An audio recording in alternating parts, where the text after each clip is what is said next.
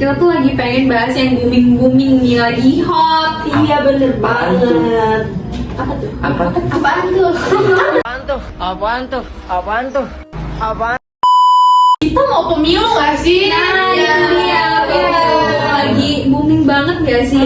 Jadi seru nggak sih kalau kita bahas tentang politik-politik pada zaman-zaman presiden Seru banget sih. Jadi ceritanya throwback. Boleh, gitu boleh. ya. Iya, ada penasaran gak sih? Penasaran banget.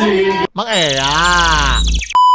Oke, jadi kita bakalan bahas politik-politik di pada masa reformasi nggak sih? Iya betul. Betul. Ya. Nah, di pada masa reformasi presiden pertama itu siapa sih, Kak? Jadi presiden pertama pada masa reformasi itu adalah Baharudin Yusuf Habibie. Oh, B.J. Habibie.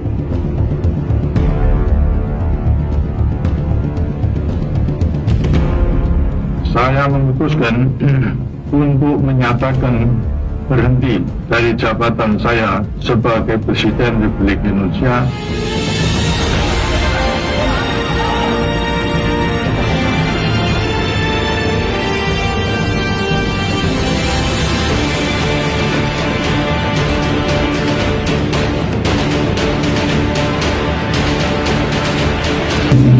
B.J. Habibie itu naik ke kursi presiden di tahun berapa sih, Nak? Jadi B.J. Habibie itu naik jadi kursi presiden itu dari tanggal 21 Mei 1998 sampai tanggal 20 Oktober 1999. Jadi cuma setahun ya? Iya, karena B.J. Habibie itu kan waktu zaman Soeharto itu tuh kan dia wakil presidennya. Jadi karena Soeharto itu lengser, karena banyak permasalahan pada masa Soeharto itu, jadi dia terpaksa lengser dan B.J. Habibie-nya naik jadi presiden gitu. Oke. Gitu. Nah, pada masa B.J. Habibie itu ada apa aja sih? Ya kan setiap kepemimpinan itu pasti mereka punya kebijakan-kebijakan ya. Nah, kebijakan B.J. Habibie itu apa sih? Banyak banget dan banyak banget kontroversi yang terjadi pada masa B.J. Habibie. Jadi apa aja tuh, Nel, kebijakannya, Nel? Jadi yang pertama itu ada B.J. Habibie itu membentuk Kabinet Reformasi Pembangunan yang terdiri dari 4 menteri koordinator, 20 menteri yang memimpin departemen, dan 12 menteri yang memimpin bidang tertentu gitu.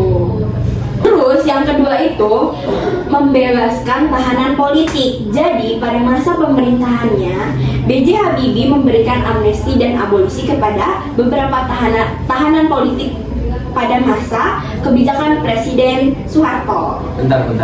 Amnesti sama abolisi itu apa sih, Neng? Jadi amnesti itu penghapusan hukuman dari kepala negara kepada seseorang. Ya kayak gitu, kayak dia ngapus hukuman dia gitu loh, yang tadinya dia tahanan, narapidana, terus dia dibebasin gitu. Oh, oke. Kalau abolisi?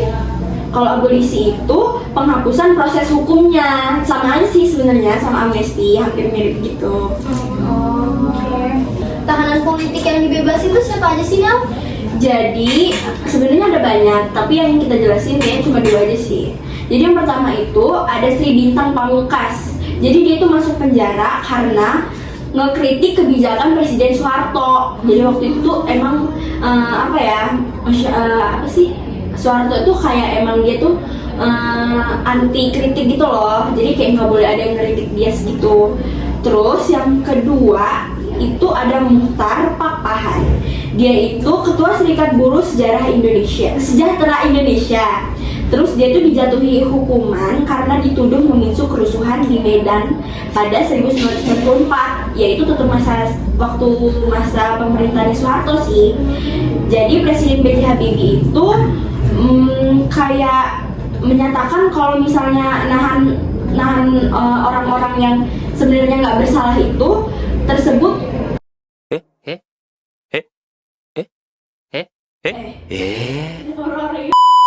salah itu adalah perilaku yang mencederai sistem demokrasi gitu loh. Oh, begitu. Jadi yang ketiga itu menjamin kebebasan pers. Oh, apa sih, Nel? Pers itu, Nel? Jadi pers itu tuh kayak wartawan gitu loh.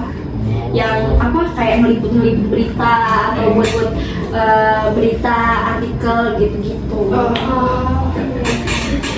Jadi yang menjamin kebebasan pers itu, jadi kemerdekaan pers itu semakin nyata dengan pengesahan rancangan undang-undang atau RUU Pers yang kemudian menjadi Undang-Undang Pers pada tahun 1999. Undang-undang itu yang menjamin perlindungan pers dan tugas-tugas wartawan, meskipun pada masa itu pers mendapat kebebasan. Tapi B.J. Habibie menghimbau pers agar dapat memisahkan antara informasi dan propaganda pihak-pihak tertentu. Kondisi ini menyebabkan pertumbuhan sejumlah organisasi jurnalis, terus kayak pemberitaan, penerbitan surat-surat kabar dan percetakan pers itu tuh semakin banyak gitu. Setahu saya tuh waktu masa pemerintahan B.J. Habibie itu yang ada masalah Timur Timur itu enggak sih? Iya, jadi kan waktu masa B.J. Habibie itu yang lagi yang kontroversial banget itu loh, Lagi hot-hot banget iya ya, benar benar sih. yang tentang permasalahan yang B.J. Habibie ngelepas Timur Timur dari Indonesia itu loh. Jadi itu tuh banyak banget apa ya, kayak masyarakat yang nggak setuju gitu loh. Kenapa sih Timur Timur itu dilepas semudah itu gitu loh. Iya, emang kronologinya gimana sih tuh ya? Jadi waktu dari pemerintahan Soeharto dan yang udah lalu-lalunya sebelum pemerintahan B.J. Habibie ini, Timur Timur itu emang udah nggak mau gitu loh, mau memisahkan diri gitu loh dari Indonesia. Terus tapi Indonesia ini nggak ngizinin dong kalau misalnya Timur Timur ini mau ngelepas diri dari Indonesia gitu. Jadi waktu itu tuh PBB tuh terus-terusan kayak apa ya, kayak mengusulkan pendapat gitu loh, kayak udahlah lepasin aja gitu loh si Timur Timur ini, soalnya kan emang dia udah nggak mau lagi gitu loh jadi bagian dari negara Indonesia. Tetapi pada 27 Januari 1999 pemerintahan Habibie menawarkan dua pilihan. Apa aja tuh? Jadi yang pertama itu otonomi khusus, yang kedua memisahkan diri. Jadi itu hasilnya gimana tuh, Nel? Jadi hasilnya MPR RI dalam sidang umum MPR pada 1999 mencabut TAP MPR nomor 6 tahun 1978 dan mengembalikan Timur Timur seperti pada 1975.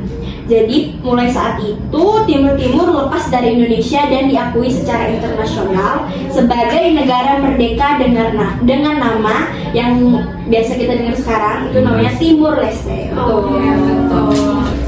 Terus jadi waktu tanggal 20 Oktober 1999 itu MPR itu ngadain rapat sidang paripurna yang ke-13. Itu tuh ngebahas tentang agenda pemilihan presiden. Jadi waktu itu tuh presiden yang nyalon jadi presiden tuh ada Abdurrahman Wahid atau Gus Dur, terus ada Megawati Soekarno Putri dan juga Yusril Iza Mahendra. Tapi pada saat menjelang pemilihan si Yusril Iza Mahendra ini menyatakan pengunduran diri gitu loh, karena katanya sih kata dia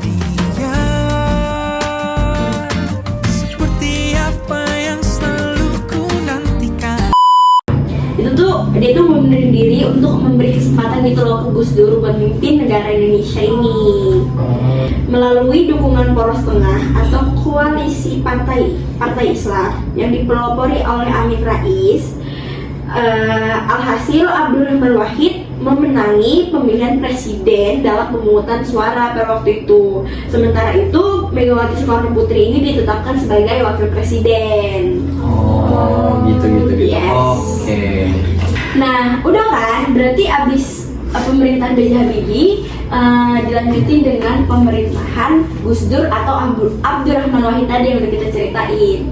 Nah, akan memenuhi kewajiban Presiden Republik Indonesia dengan sebaik-baiknya dan seadil-adilnya.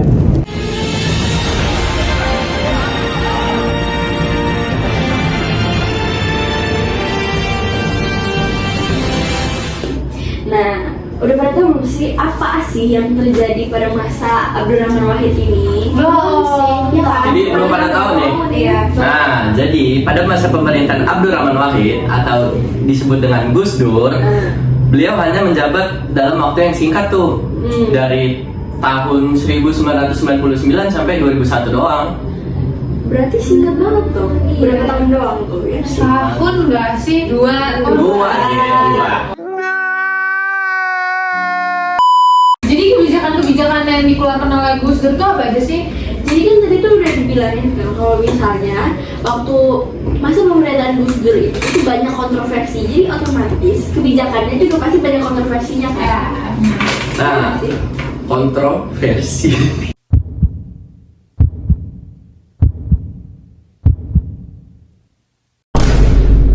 Jadi, yang pertama itu memisahkan Polri dan ABRI. Pada masa pemerintahan Presiden Abdurrahman Wahid atau yang disebut dengan Gus Dur, nah, Polri dipisahkan dari militer sehingga Polri dan ABRI tidak lagi menjadi entitas tunggal.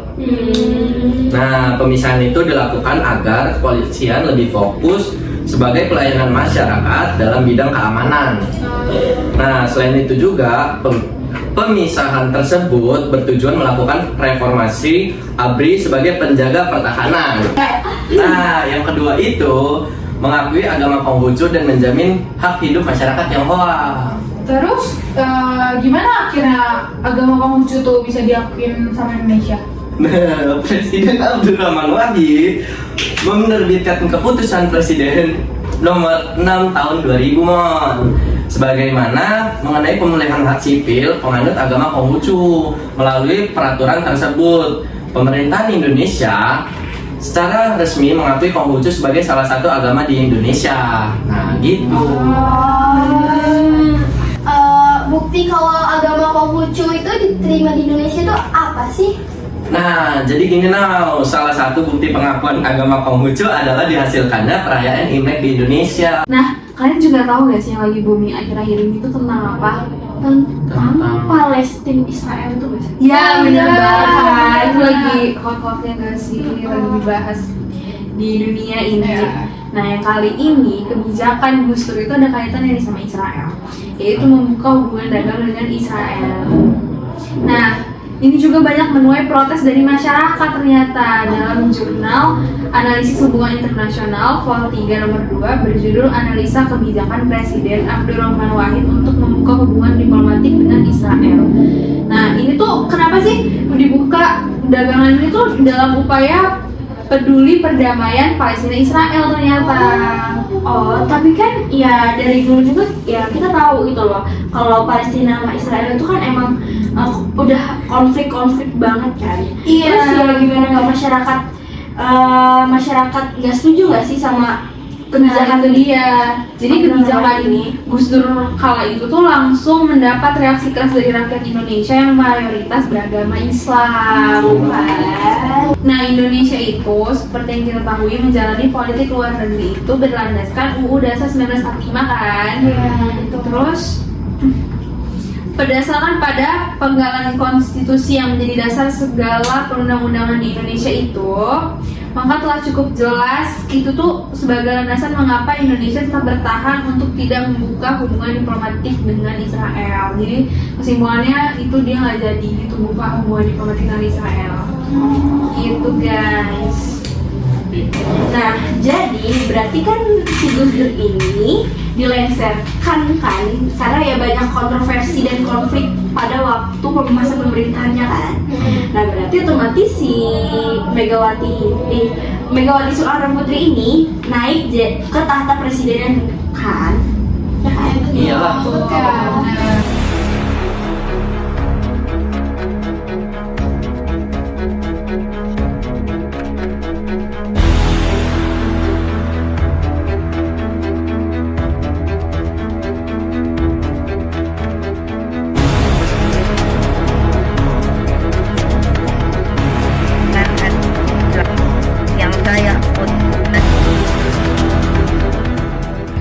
Megawati itu anaknya ini ya, Soekarno ya? Ya benar. Jadi Megawati Soekarno Putri merupakan putri presiden pertama Indonesia, yaitu Soekarno.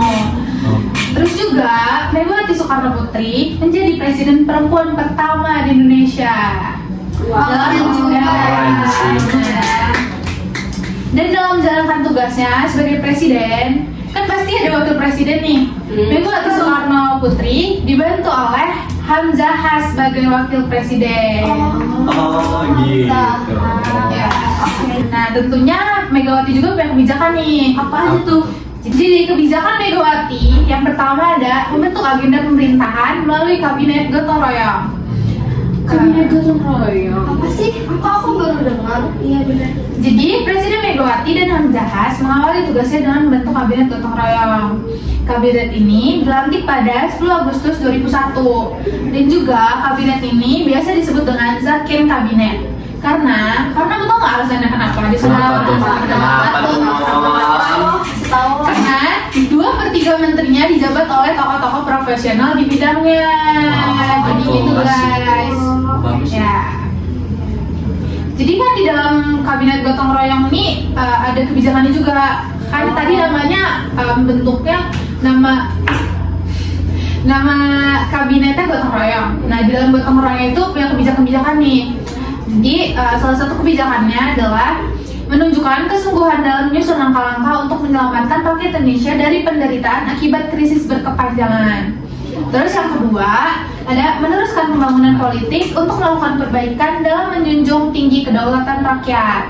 Yang ketiga, menunjukkan kemampuan untuk mempertahankan supremasi hukum dan menciptakan situasi sosial kultural yang kondusif untuk memajukan kehidupan masyarakat sipil.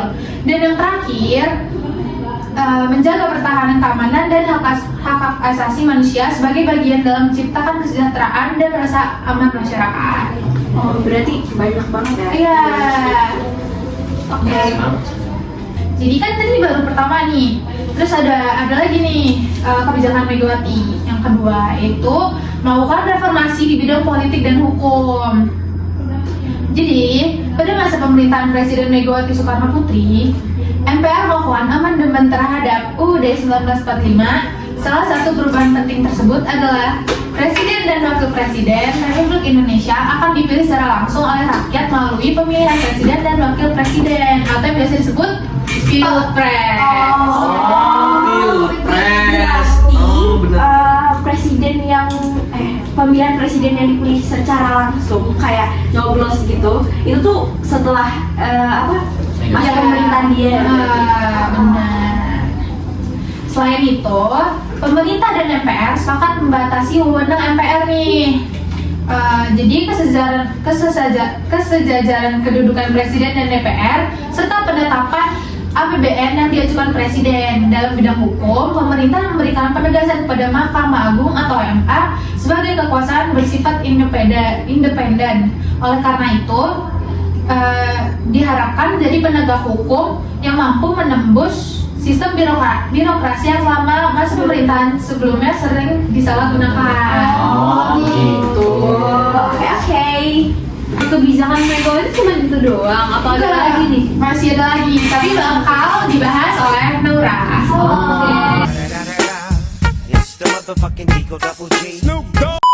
Jadi saya akan melanjutkan penjelasan dari kebijakan-kebijakan di masa Megawati Soekarno Putri. Yang ketiga itu ada disintegrasi dan kedaulatan wilayah. Jadi masa Megawati itu terjadi itu ada beberapa konflik yang menyita perhatian publik.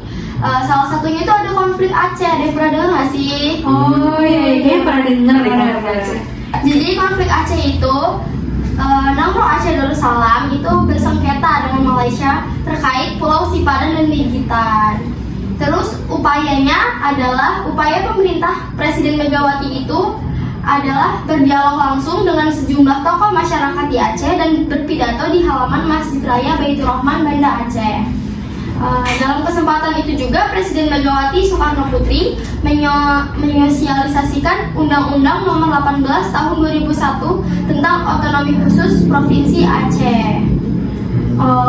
Berarti yang itu tuh tentang yang ini nggak sih, yang rebutan pulau itu? Atau Iya, beda lagi? itu sama. Oke. itu sama kasusnya.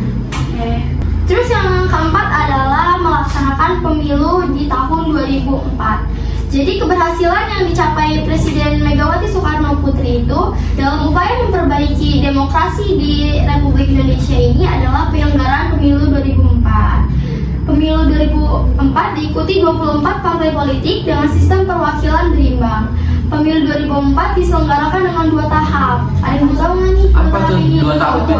Pastikan dong. Jadi 2 tahap ini untuk memilih anggota legislatif serta memilih presiden dan wakil presiden. Dalam pemilihan presiden, pemilu dilaksanakan 2 putaran karena pada putaran pertama tidak ada calon yang mengantongi suara lebih dari 50%. Pemilu pada putaran kedua dimenangi oleh pasangan Susilo Bambang Yudhoyono dan Yusuf Kala dengan perolehan 60,62% suara, mengalahkan pasangan Megawati dan Hashim Muzadi dengan perolehan 39,38% suara. Oh, berarti kan Megawati kalah, padahal dia yang nyiptain pemilu nggak sih? Iya, betul ya kan? Dia juga ya, kok bisa kalah ya? Ya, mungkin ya karena Pilihan masyarakat, ya, pilihan masyarakat. Berarti masa kepemimpinan Megawati udah cukup sampai situ toh. Iya. Berarti selanjutnya ada SBY atau Iya. Susilo Bambang Yudhoyono nggak sih? Nah, selanjutnya ada Susilo Bambang Yudhoyono atau yang kita biasa kenal SBY. Nah, dia dan Yusuf Kala merupakan presiden dan wakil presiden pertama yang dipilih rakyat melalui pemilihan presiden atau pilpres secara langsung pada 2004 yang tadi dijelasin sama Naura. Demi Allah, saya bersumpah akan memenuhi kewajiban Presiden Republik Indonesia dengan sebaik-baiknya dan seadil-adilnya, memegang teguh Undang-Undang Dasar dan menjalankan segala undang-undang dan peraturannya dengan seluruh-seluruhnya serta berbakti kepada nusa dan bangsa. Nah, setelah dilantik nih, mereka tuh segera menyusun kabinet yang bernama Kabinet Indonesia Bersatu yang dibentuk pada tanggal 21 Oktober 2004 dan masa baktinya tuh berakhir pada tanggal 20 Oktober 2009. Nah, yang kedua itu memperkuat sistem politik. Jadi untuk memperkuat sistem politik ini, SBY itu membentuk Sekretariat Gabungan atau Setgab yang beranggotakan Partai Demokrat dan partai politik yang mendukung pemerintah seperti Golkar, PKS, PPP, PKB, dan PAN. Bentar. Kayak pernah dengar tuh, Pan. Itu kan Setgab bertujuan untuk menyatukan visi dan misi agar arah pembangunan berjalan seiring kesepakatan bersama. Jadi Setgab ini dianggap sebagai format koalisi yang sesuai etika demokrasi dan dibentuk sebagai sarana komunikasi politik. Iya, jadi kayak bisa untuk menyuarakan suara-suara gitu nggak sih? Bagus sih.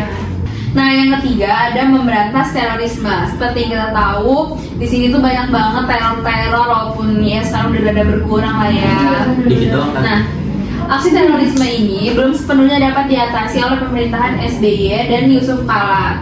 Penangkapan yang dilakukan terhadap pelaku teror hanya menyentuh pada kulit terluar, bukan pada otak sesungguhnya. Maksudnya itu kayak masih bawah-bawah gitu loh, belum sampai akar, belum tuntas ya. Jadi kayak masih banyak banget teror yang menghantui warga Indonesia ini. Dan yang belum terpecahkan. Iya, termasuk warga-warga luar yang tinggal di Indonesia. Jadi mereka juga kena. Pemerintah menetapkan aksi terorisme sebagai kejahatan luar biasa atau extraordinary crime. Pemerintah Indonesia itu bekerja sama dengan negara lain untuk mencegah penyebaran paham-paham radikal sebagai penyebab aksi teror. Tadi kan udah dikasih tahu kan, jadi apa yang orang-orang dari luar yang tinggal di Indonesia itu kena terorisme, makanya pemerintah melakukan hal tersebut.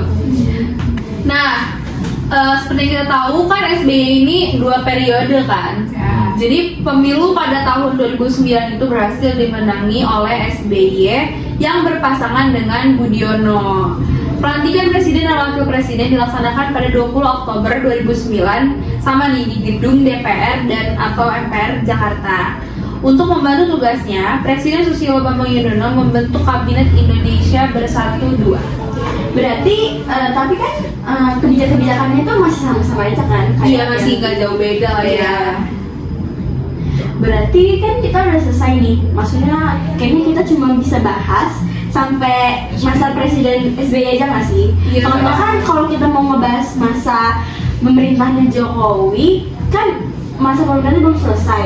Jadi ya gimana kita mau nge-review atau kita mau ngebahasnya kan? Iya, juga nggak bisa nilainya kan belum selesai. Karena kayaknya udah kepanjangan nggak sih durasinya? Iya nggak sih? Dan juga kita kayaknya udah waktunya Pulang nih. pulang nih ya kan.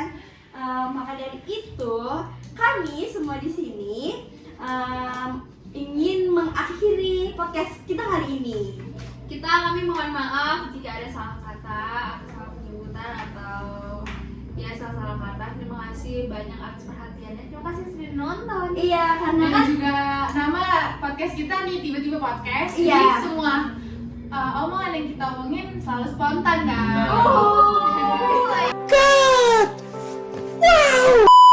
Salah kata atau tidak sempurna ya podcast atau ada kurangnya.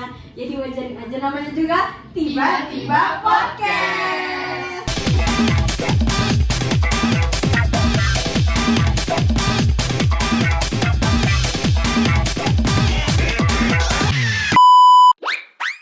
BJ Habibie ini BJ Habibie Iya. BJ Habibie kata. Aku ya agama Konghucu dan menjamin hak hidup masyarakat yang wah. Kamu tahu itu cara lu yang lagi. Gimana lu jadi bego? Gue gak mau demi Allah. Gue demi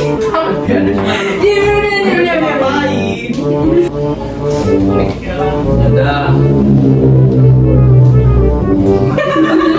Di telepon. Yes. Ada. Yes. sabar ya guys. Halo.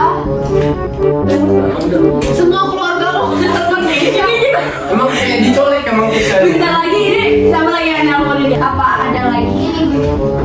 Iya kan kita lagi ngobrol aja lah. Ya, lo bilang karena dia banteng kali.